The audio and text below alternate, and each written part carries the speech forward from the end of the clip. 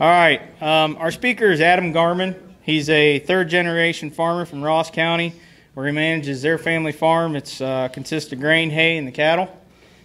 He's been doing comedy for about the last 2 years, all over Ohio, for various entertainment parties and clubs.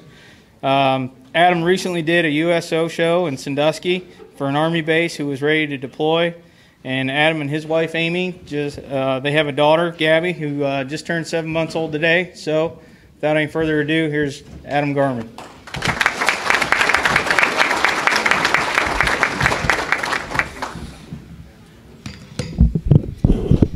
Thanks so much for having me. Is it this one or this one?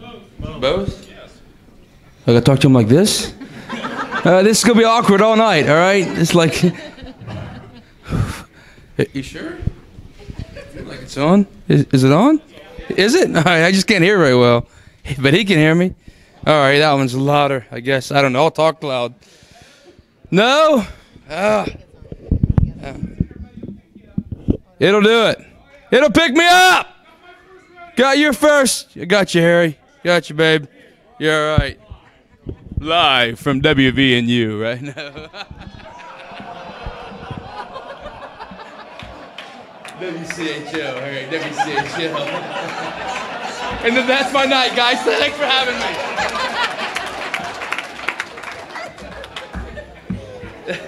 I'm not going to be invited back next year. That's for sure.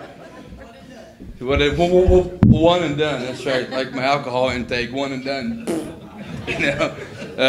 No, so for a lot of you folks that don't know me and don't know that I have a speech impediment. It's not a part of my act. It's just who I am. I'm not making fun of anybody. I made that mistake one time. Ended up having to fight my way out of a club that I was in. I'll put that one up next to that one. So, with a speech impediment, you know, there's a lot of things in life that you have to really think about. And one thing, the first I ever thought about was when they brought that little GPS unit out that just so happens had our last name on it. Thank God they didn't put my voice on it, because in 300 feet turn, you'd be recalculating. I'm lost all the time. Like I'm lucky Pop was with me this evening. I'd never showed up on time. You know, just going around the block. You know, how do I get here? But I learned also early on in life that there's occupations that I'll never have. 911 operator. Just not going to happen, all right? 911. Hello? Well, we lost another one. 7 for the week. Adam, you're fired. I figured that. You know, it's hard to hold a job. ESPN hockey, you know, or football or anything sports related. He's at the 10, the 20, the touchdown. That guy's fast. You know, hockey's such a fast-paced sport anyway. Johansson passes the... That's the quarter, folks. Get you some peanuts and a beer. We'll be back in the... Come on, slow down. You guys are good skaters. I'm not a good talker. We played football in high school. We were not the wide receivers that took in the play and offense, because delay of game was called a lot. We'd get in there, have to lift up our shirt so they could read what offense we're going to run. We can't say it. So that didn't work out so well. I don't do well on the whole voice text messaging thing. I just sent my wife a voice to text message the other day. I said, "Hey, honey, can you pick up milk?" And my phone came across as, "Hey, honey, we're out of honey." Apparently, if you say, "Honey," It thinks you're trying to say 2 or 3 of them. I don't know. I don't even like honey. We used to go to Applebee's a lot. Me and my twin, I have an identical twin brother who has a speech impediment also. He just wanted to be like me, I guess. I don't know. But we used to go to Applebee's a lot when we were in high school and get free for food because the waitresses would make fun of us and we'd get them fired. That was always a good time. Hey, Kale. Hey, he is here. My twin brother, everybody. Kale Garmin. Hey, thanks for coming. There's no more food, but enjoy the show. You know, I felt bad at that one waitress. She was really sweet and just trying to work her way through school or something. And we did end up getting her. She lost her work there at Applebee's, and I kind of stayed to touch with her a little bit. And 6 years ago, I ended up marrying her. So, you know, it's working out. She fixed a mean hamburger. You know that. I can tell, you know. But so you know, one thing I did learn also at a young age how to do accents, and I learned that if I do accents or if I sing, I don't have a speech impediment. So it's always kind of fun to go out to eat or something and spark up a conversation with somebody there at the local restaurant and say, you know, how you all doing this evening? No, you having a lovely night? And they kind of look at you for a little bit funny, and they said, "Oh, I noticed your accent. Are you from England?" Yeah, actually I am. I lived in England since I was a little kid, and we moved over here for about 6 years ago or so. And what I forgot to do is learn anything about England. Because 9 times out of 10, people say, "Oh, my aunt lives there." Crap. And they say, "Oh, what part are you from?"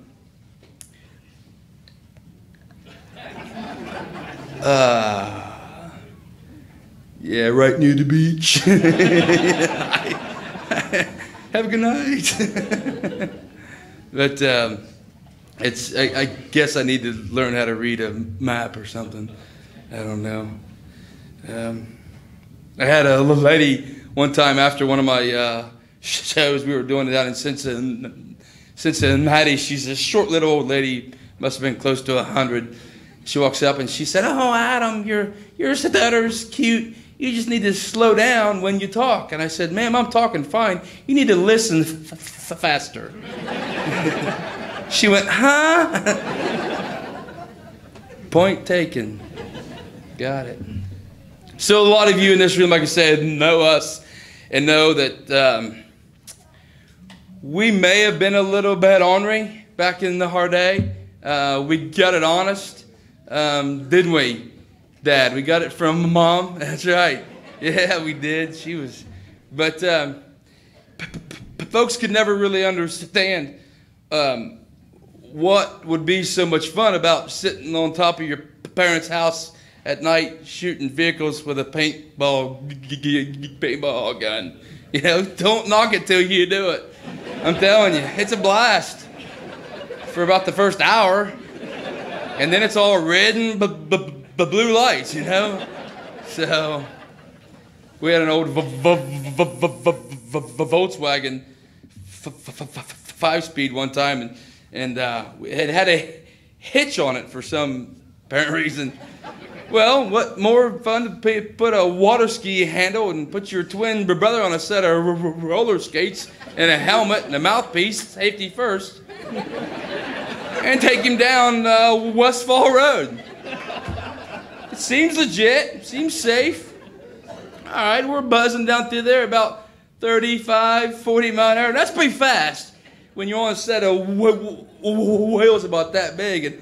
And he's back there just kind of cruising from ditch to ditch. And I thought, oh, well, this is going to be awesome. Let's see how fast he can stop. Just hang with me, okay? Hang with me. So we're cruising down through there. I got the AM radio on. And welcome back to the talk show this morning, folks. You know, I'm just cruising right along. And I just lock them up, baby. And I didn't know how fast I could get out of the front seat of the Volkswagen until he came through the back window of the Volkswagen. And we were 2.3 miles away from home. I know because I walked. He left me. Rightfully so. I apologize about that, buddy. You turned out all right. The twitch kind of went away after a little while. You'll be all right. No, he's a good kid, folks. He's just a dumb animal. That's all. We love him, you know. We love him. Went to the hospital a couple weeks ago. I had ankle operated on. 3 years ago, I fell off about a 30-foot ladder. I was on the first rung, but it was still a 30-foot ladder. Now I was on top of the 30-foot ladder. You guys are easy. And just shattered this left ankle real bad, and had to go about a month ago and have it worked on, have it operated on. And you know, they start the whole process, put the IV in you, start, what's your full name? I know my full name. Quit asking me. What's your birthday? Depends on what year it is. Sometimes it's on Thursday, sometimes it's on Monday. How am I supposed to know when it is? You know, you're the doctor, you got the degree, you know. I have degree underarm stuff. Does that make me a doctor? No. What's your birthday? They don't like that in hospitals. So I'm going through all the questions and rigmarole and all this stuff, and finally the doctor says, so did your speech impediment result from the injury, or have you always had it? I said, what speech impediment?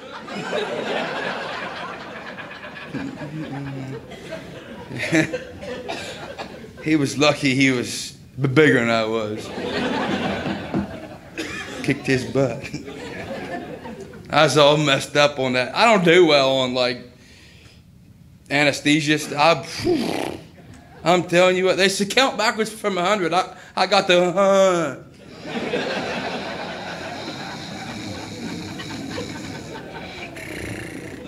I was out. I got home that afternoon. My wife tried to feed me. She said, you need to eat. The anesthetic. I felt real sick in my stomach. Had a headache. She said, this will help. Food will help. Macaroni will help. Didn't help. Didn't help at all. Going down and coming back up.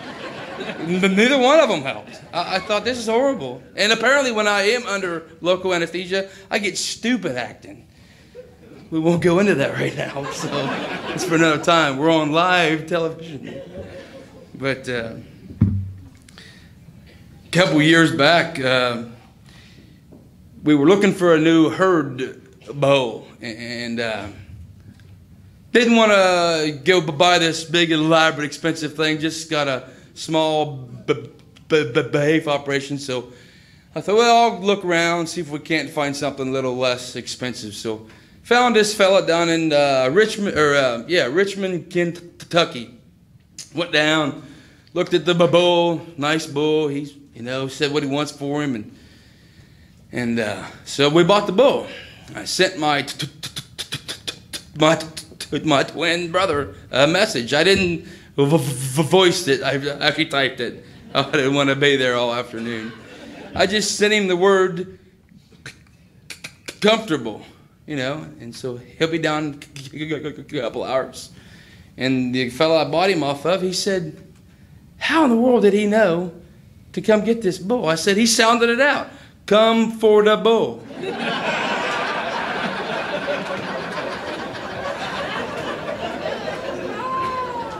You mean slow it down for you there? I love you, Tommy. Love you, buddy. No. You know, one thing I don't like about raising livestock is the electric fence. I don't do well with high voltage systems. Accidentally hit one time with my hand, and it was like a 10,000 volt. I mean, this high duty, like, space shuttle looking thing, you know, it was beaming off of the, I don't know. Man, that thing hit me so hard I dropped down to one knee, and it felt like my heart was going to leap out of my chest. I thought, man, that's the worst thing I've ever done. I'm not going to do that again. I thought, holy crap, I'm not stuttering. That was awesome. That was worth it. You know what happened? I touched it again. We're right back to where we started from. I'm not touching it a third time. Ain't no way. I'll stutter for the rest of my life. I don't care. Screw it. Because I don't care how old you are, when you pay yourself in public, it's embarrassing. It is. Especially when you're wearing shorts. Think about that. This ain't mine. Just hanging on to it for a friend, you know. That's all. No. It's terrible. I'm sorry. I do want to mention, is there any military folks in here? Any? We stand up. We guys stand up. Thank you.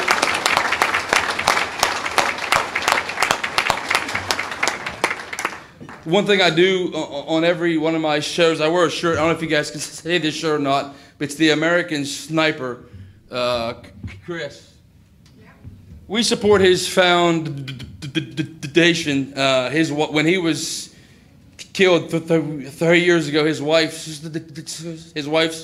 began a foundation to help past and present military folks with PTSD, and that's something very, very near and dear to my heart, because I've got a lot of friends that, from high school and around this area that have went to the military and gotten home, and it's just as of right now, my twin brother serves in the United States Air Force, and I couldn't be more proud of him.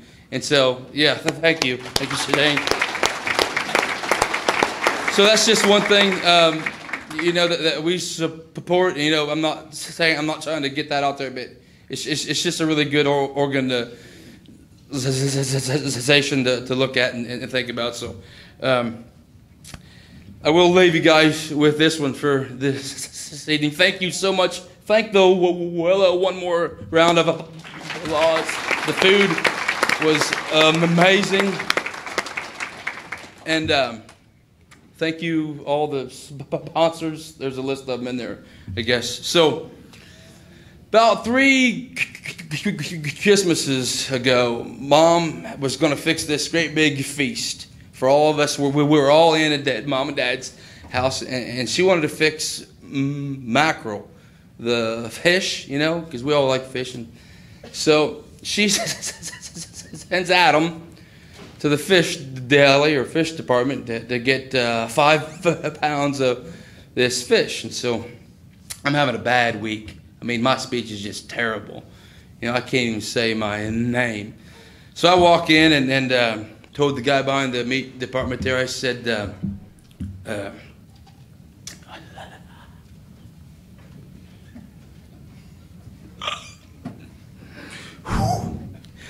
need 5 pounds.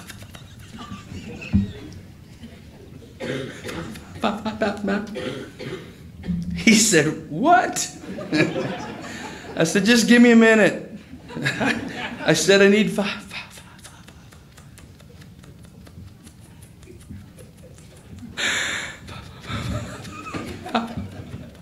pounds of mackerel.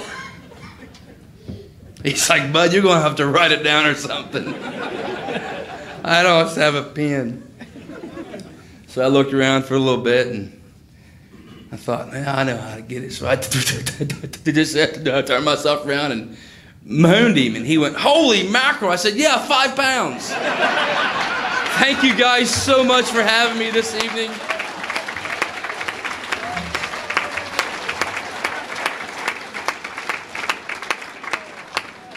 If you liked what you heard this evening, I've got some hats and some beer koozies, or not beer koozies, heaven forbid. This table needs like 7. I don't put a price on them, but I do accept donations. So I'll be set up over there afterwards. Just kind of hanging out. Thanks again, guys.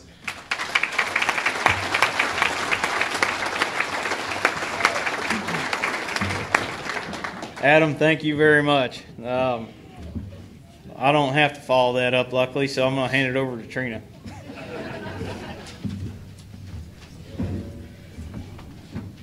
Okay, well, we're on to the scholarship part of the evening. Again, I said many years we have anywhere from 3 to 5 scholarship applicants. Some years less, some years more. I think there's a lot of young kids, so I hope they all stay in there so that we have a bunch of scholarships to award in the coming years. The Beef Scholarship Award for the 2015 fair was awarded to Sydney Miller. Sydney was presented tonight with the $500 for the scholarship. She's also the outgoing Fayette County Beef Queen from 2015. She received a scholarship for her service in that position as well. And I want to make sure that I thank again Gail Black. She makes by hand our sashes every year. Stand up. That is a leather sash, and she does the whole thing for us. I feel like we're very blessed to have that trade to be represented here. Also, for the Rosman family, they've been donating crowns for years, so they give our crown every year for our queens. So thank you to the Rosman family for that. Sydney's going to say a little something. She'll also be presenting the 2016 Fayette County Beef Queen to you here in a minute. My name is Sydney Miller, and I had the honor of being the 2015 Fayette County Beef Queen. I am currently a freshman at Wright State University, where I am majoring in early childhood education and plan to be an elementary school teacher after I graduate. My experiences as the Beef Queen was very enjoyable and an experience I will never forget. I would like to thank the cattle feeders for giving me the opportunity, as well as supporting the beef industry in Fayette County. I would now like to present to you your 2016 Fayette County Beef Queen, Mackenzie Riley.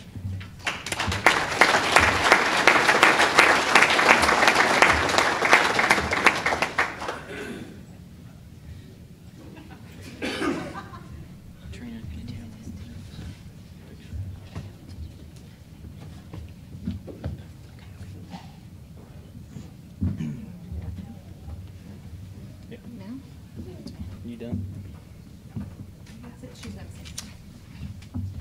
Congratulations, Mackenzie. Thank you. Thank you. Sydney, let me be the first one to say thank you for all the contribution to the beef industry and the representing the Fayette County cattle feeders. All your hard work, time, and effort is greatly appreciated. Thank you all for coming out and supporting the Fayette County cattle feeders. This would not be possible without all of you. My name is Mackenzie Riley. I'm the daughter of Shane and Farah. I am attending my sophomore year at Fayette Christian School, where I have been going since preschool. I am in volleyball, basketball, BCSA, the spring concert, and numerous other activities. I have been in cattle for just over 3 years now and plan to be more involved. I like getting to meet new people and learning new things. Thank you so much for giving me the opportunity to be the 2016 Fayette County Beef Queen. Congratulations, Mackenzie. Now if I could have Gus Bonham come up, and he's got our next award.